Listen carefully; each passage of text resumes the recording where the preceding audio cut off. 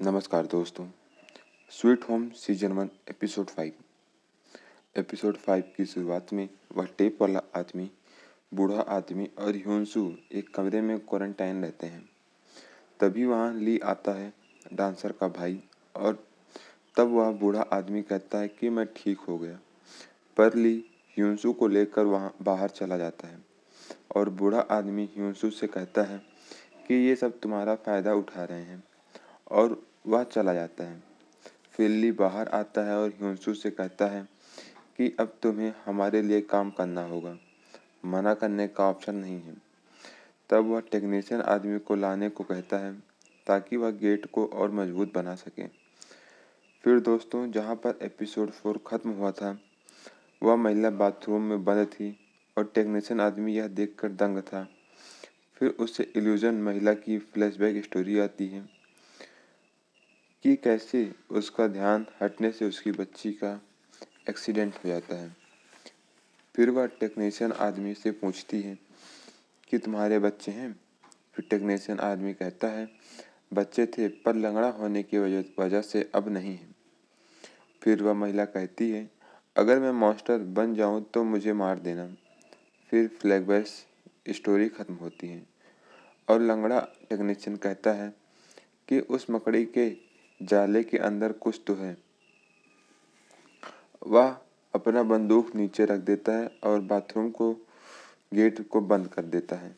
बच्चे के पूछने पर वह कहता है कि वह यहाँ से चली गई, अब हमें उसके बिना रहना होगा।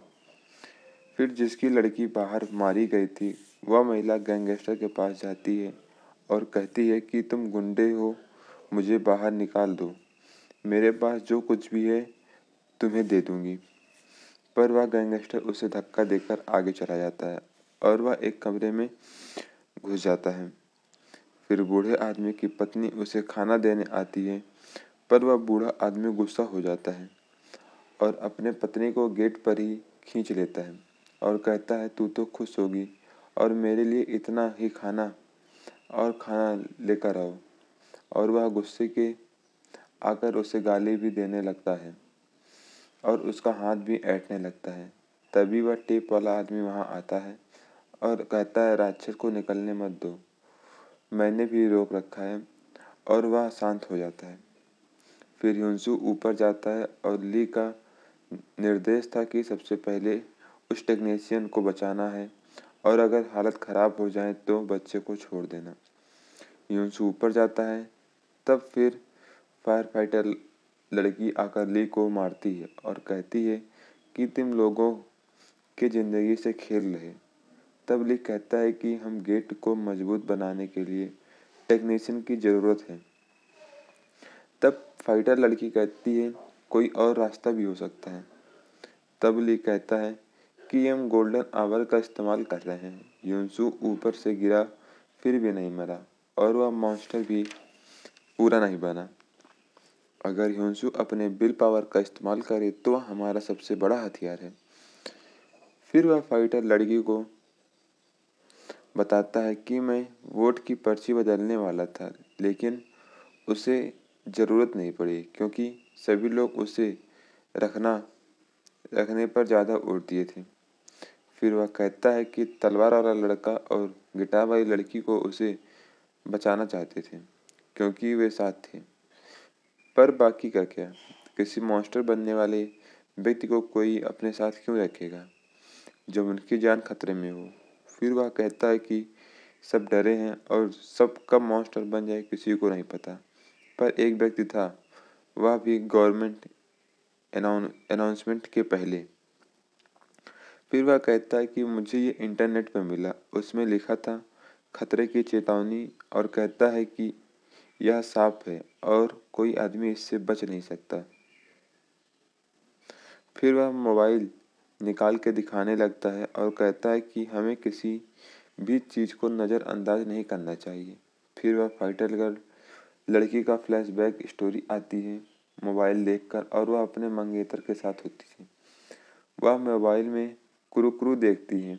फिर फ्लैशबैक स्टोरी में मंगेतर से यही पूछती है कि कुरुकुरु क्या है, क्या यह ब्लॉग है? पर उसका मंगेतर बात बदल लेता है और वेडिंग फोटोशूट के बारे में पूछने लगता है और बदल जाता है और उसका मंगेतर वह टेबलेट जिसमें कुरकुरू लिखा होता है उसे अपने टेबल के अलमारी में डाल देता है। फिर नॉर्मल सीन आता है और वह तलवार वाला लड़का गिटार वाली लड़की से पूछता है कि कहाँ जा रही हो। वह कहती है अगर आपको आना है तो आ जाओ। वह गिटार वाली लड़की ली और फाइटर लड़की कोई बात सुन रही थी, इसीलिए वह बाहर जाना चाह रही थी ताकि जब सब यहाँ मॉन्स्टर बने तो वह बच जाए। फिर ह्योन्सू और गैंगस्टर ऊपर गया होता है। तभी ह्योन्सू की आंखें काली हो जाती हैं और वह गैंगस्टर से कहता है सुनो मिस्टर, यहाँ एक मॉन्स्टर है, मार डालते हैं उसे, हम दोनों मिलकर मार देते हैं उसे। वह तभी कमरे में घुसता है और कहता है तुम्हें डर लग रहा है। तभी वह गैंगस्टर उसे बाहर खींच लेता है और उसे पीठ पर जोर की मारता है। तब वह ह्योन्सू जाके नॉर्मल होता है। तभी कमरे में से एक मॉन्स्टर गैंगस्टर को अंदर खींच लेता है और गैंगस्टर चिल्लाने लगता है कि यहाँ मत आना और अंदर आग लगी होती है। फिर ह्योन्सू वहाँ से जैसे हटता है उसे मॉन्स्टर मारता है और वह पलट के गिर जाता है। फिर वो मॉन्स्टर ह्योन्सू को मारने खूब तेज से दौड़ता है और तभी वहाँ पर वह नर्स लड़की आ जाती है और उस स्पीड मॉन्स्टर को तीर मार देती है। फिर बूढ़ा और नर्स लड़की आगे बढ़ते हैं, तब उसे ह्योन्सू और गैंगस्टर मिलते हैं। गैंगस्टर बेहोश था, तब उसे उठा कर ले जाया जाता है। फिर एक सीन आता है जिसमें एक पुरुष की आवाज़ सिर्फ आती है। उसमें वह अपने बेटे के बारे में बता रहा होता है कि मैंने अपने बेटे को मॉन्स्टर बनने से रोक सकता था, मेरा बेटा बहुत तेज था। फिर गैंगस्टर को होश आता है, वह जाने लगता है।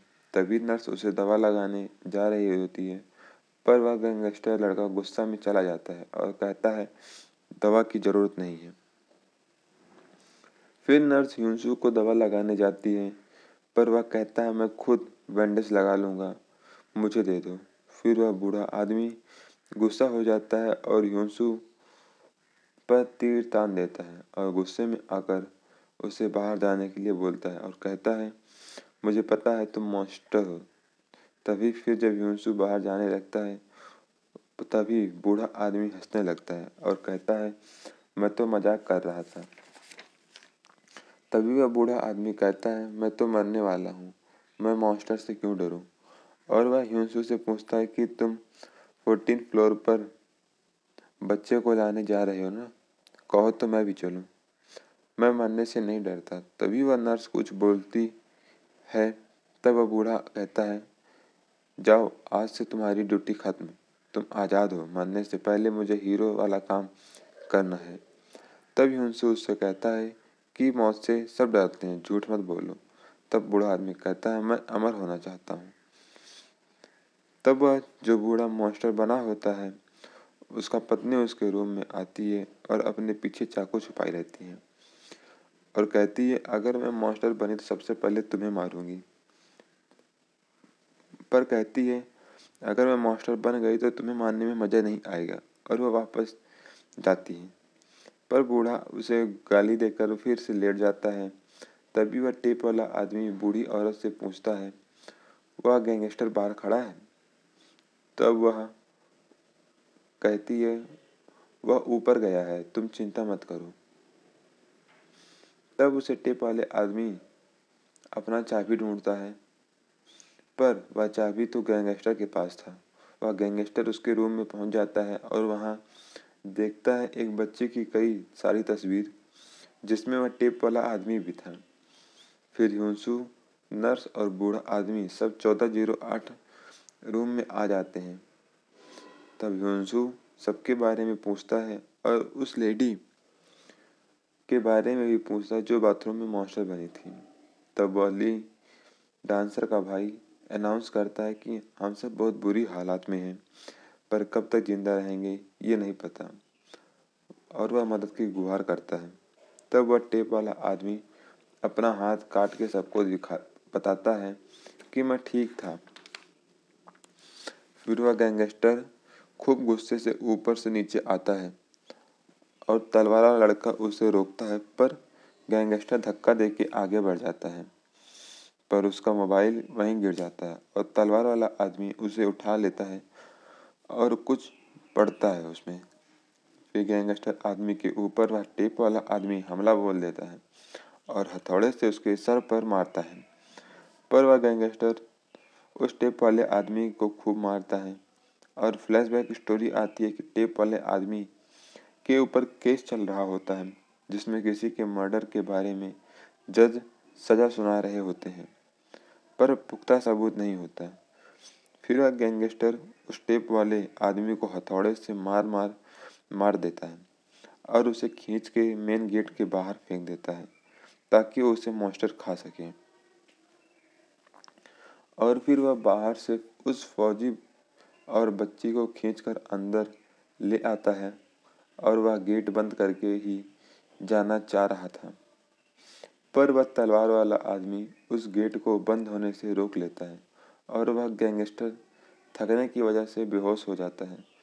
तभी उस बच्चे की माँ आती है और उसे बच्ची को गले लगा लेती है।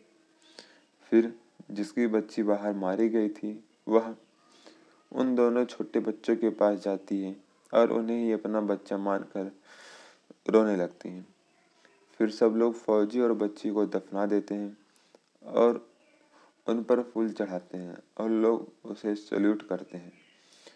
फिर फायर फाइटर गर्ल के पास उस बूढ़े आदमी की पत्नी आती है और पूछती है कि तुम बच्चे का ख्याल कैसे रखोगे, तुम प्रेग्नेंट हो।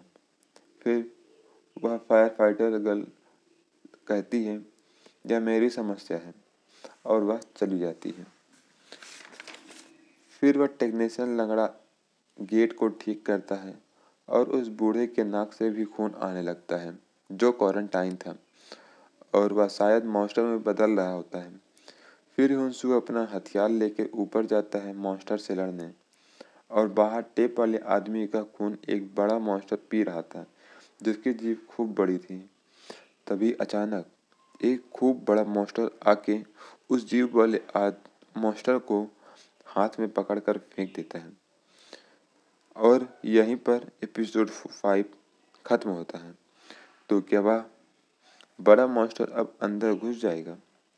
क्या वह बूढ़ा आदमी मॉन्स्टर बन के अंदर सभी लोगों को मार देगा? आगे जानने के लिए एपिसोड 6 देखें। धन्यवाद। अगर दोस्तों आपको यह एपिसोड अच्छा लगा हो या वीडियो तनिक भी अच्छा लगा हो तो चैनल को सब्सक्राइब, वीडियो को लाइक ज़रूर करें और दोस्तों के पास शेयर ज़रूर करें। धन्यवाद।